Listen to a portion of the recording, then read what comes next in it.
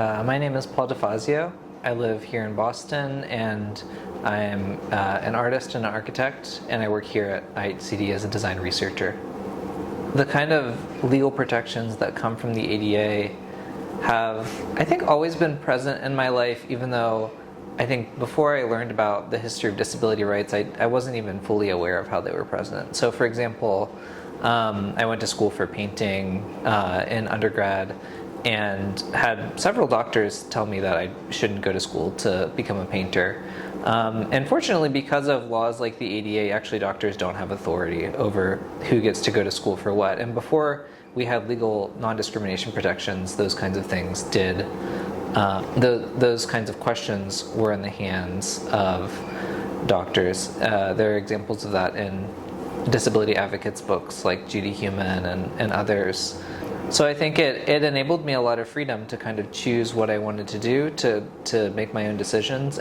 But I think the biggest thing that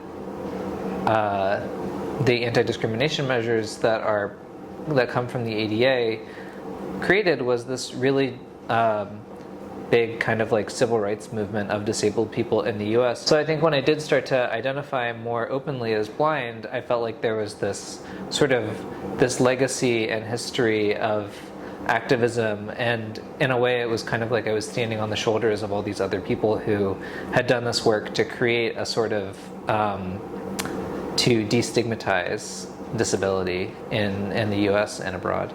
Yeah, I think I was exposed to the idea of disability being an asset first when I think I was reading about the deaf community and the term deaf gain, which is a word that's used to kind of counteract the term hearing loss, or the idea that hearing is defined by loss as opposed to the sort of like gain that comes out of deaf culture. And I've heard of other blind people kind of like using that term too, talking about blind gain, and the idea that you can that actually becoming blind is something that like opens up like a whole world. And I prefer that word, becoming blind, or that term, as opposed to something like vision loss or low vision, words that kind of like talk about blindness in terms of the things that you lose. And because sometimes I feel like my vision is really just different from other people's vision. It might be, blurrier, or I see light differently or things like that, but I don't necessarily see that as like having bad vision.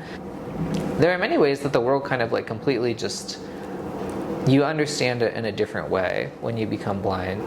When I was maybe 26 or 27, I had, I was reaching a point in becoming blind where I was starting to have trouble cleaning things. Like I was like, trying to, just like wipe down counters and clean the floors and things like that. I would like miss dirt and like things. And so I had actually someone from the Texas Workforce Commission for the Blind come, and he was like, I can help you, like we can do like blindfolded cleaning in your house, which was kind of, and I was like, oh, that's like a strange, like I've never heard of anyone doing that before. And he came and he would like give me sleep shades, and for an hour every week I would clean my house with a blindfold on, and it actually made me like see my house in a completely different way. Like I was like, he'd be like, like stand here next to the kitchen, and like how do you know like you're standing in front of the kitchen? And I like think about it, and like, well, like you can feel like the edge of the floor with your foot. And he's like, okay, and like what else? And I was like,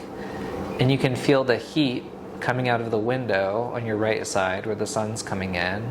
And he was like, okay, and like what else? And I was like, okay, and you can feel the air coming out of the vent, which is right before the kitchen, so you can feel the point of airflow here.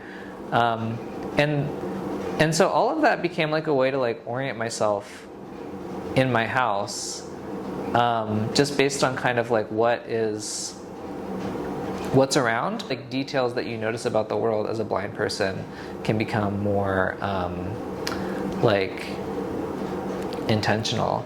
And I would say in that way, being blind actually opened up being an architect in a very different way for me. Like I think I now